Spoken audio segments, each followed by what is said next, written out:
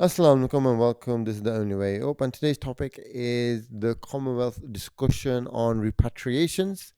It was raised during a recent meeting amongst the head of countries that are part of the Commonwealth, which for our viewers was the a group of the former nations that were under colonial rule of the British Empire, and they've got a loose association through the Commonwealth. And the discussion was raised on should they be paid back for what Britain took from them during the colonial rule, and Keir Starmer firmly, clearly said no. Never mind paying back. There's not even a discussion to apologize. So, what do you think to all this? Oh yeah, we've finally got to a point in Britain's place in the world where one of its former colonies, India, now has a larger economy, and what you're finding now is many of the former colonies they are really moving away from the UK. Even the Commonwealth, you find now has become a forum for raising past grievances. Domestically, because is it about a month ago, the court ruled, and Britain agreed with the court ruling about the island of Diego Garcia that will go back to its people. So this has given hope to many other islands and territories to really get compensation or to get some level of recompense for what Britain put them under. So the way the debate's evolving is quite interesting because the right wing in the UK are effectively saying you should be grateful we even colonized you, we gave you trains, we gave you democracy, and they're just like, how dare you even raise this? Then you've got another segment of the public who's like, okay, we accept the empire did bad things, but it's ridiculous to suggest today's Britain should pay compensation. And they raise arguments like, how far back should we go? What about other countries? Is it just going to be what if other?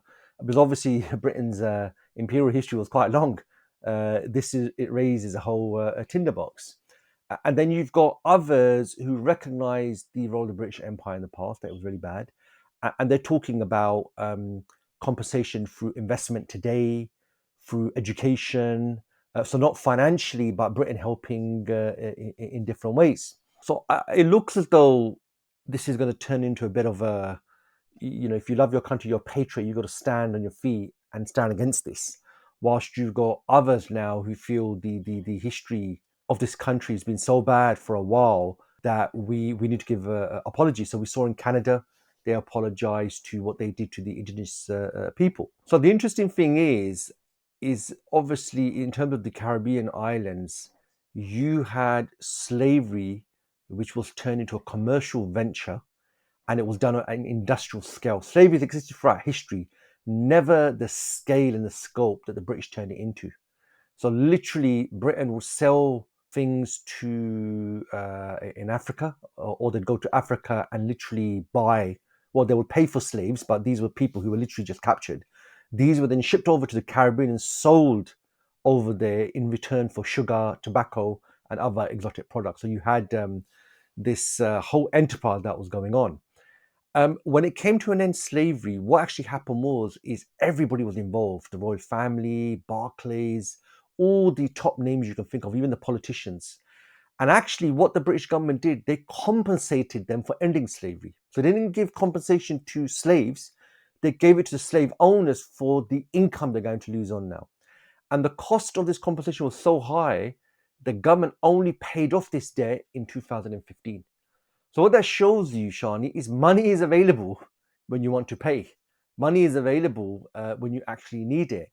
Obviously, this really goes down to the heart of the British Empire, and they, the last decade or so, there's a lot more knowledge now of European imperialism. This whole liking your history, we had a great history. People are now seeing through it. That's why there's always a debate: should we be proud of the British Empire? And it really shows you where the UK has actually got to now, where former colonies now are confident enough to be in a position to call for a compensation. And interestingly, even domestically, a lot of the left actually agree that the imperial history was bad and Britain should be paying some compensation. So this drowns out the right wing view of stiff upper lip. how dare you.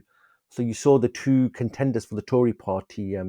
One of them was saying you should be grateful that the empire even came. And there's always been a push by some to present the empire as some benevolent empire. And, let's say it as it is. Britain came to the richest part in the world, in India, and it raped the country. And through raping the country, it industrialized. It became the power that it actually was.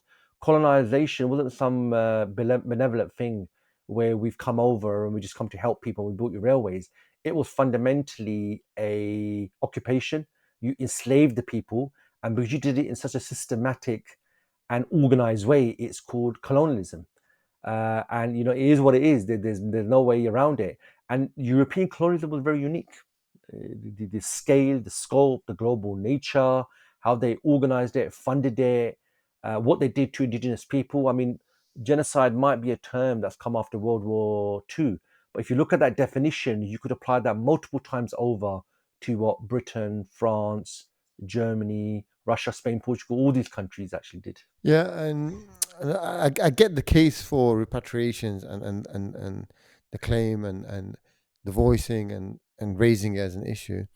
One thing that I don't get is I don't think much has changed in the sense that colonialism had a form, but the objective was to take the wealth out, get and additional was to push a culture, a way of doing things, a way of organizing society, a way of viewing things.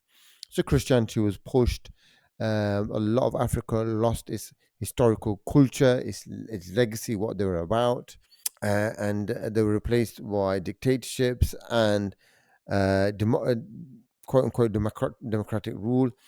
And today we have this rules based order where the same countries are living by rules, laws, regulations, setups by the West, though not directly from Britain. Britain is part of the West and on the table when it comes to making these laws.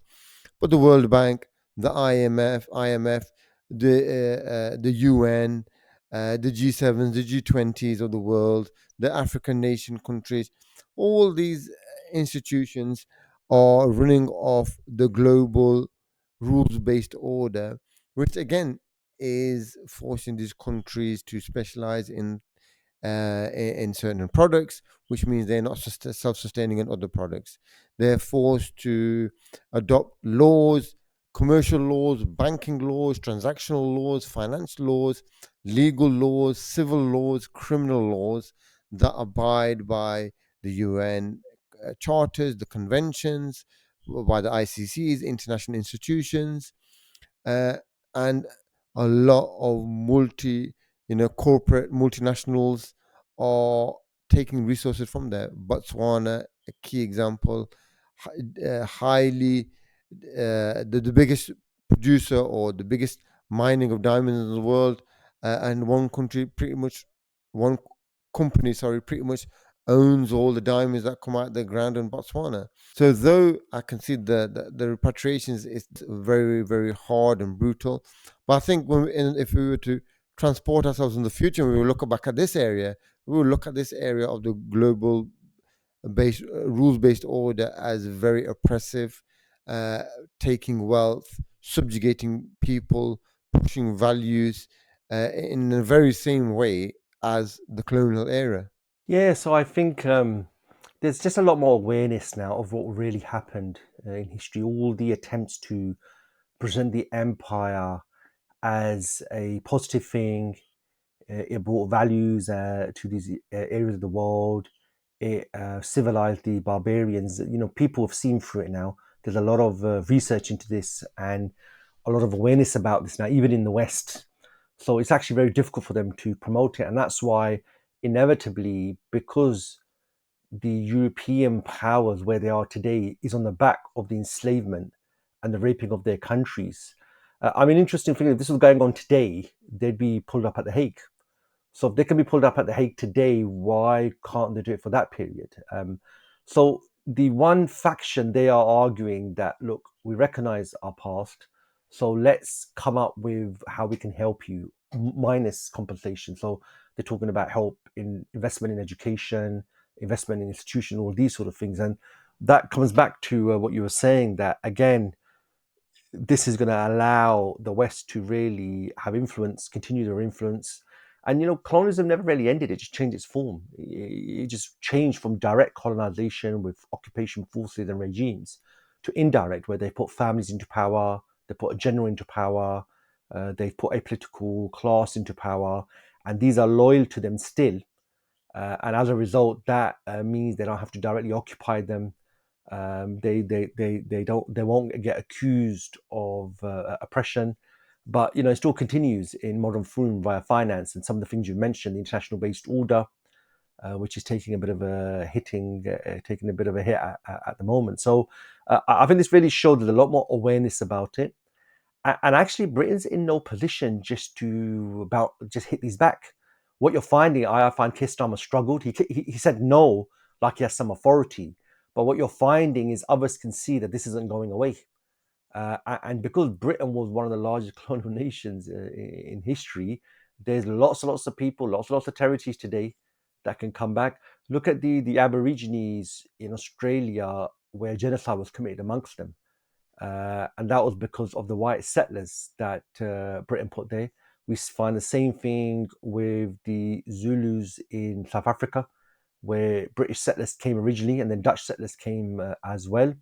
And let's not forget, it was British funded venture to North America that eventually led to the genocide against the indigenous people over there and eventually the establishment of the United States of America.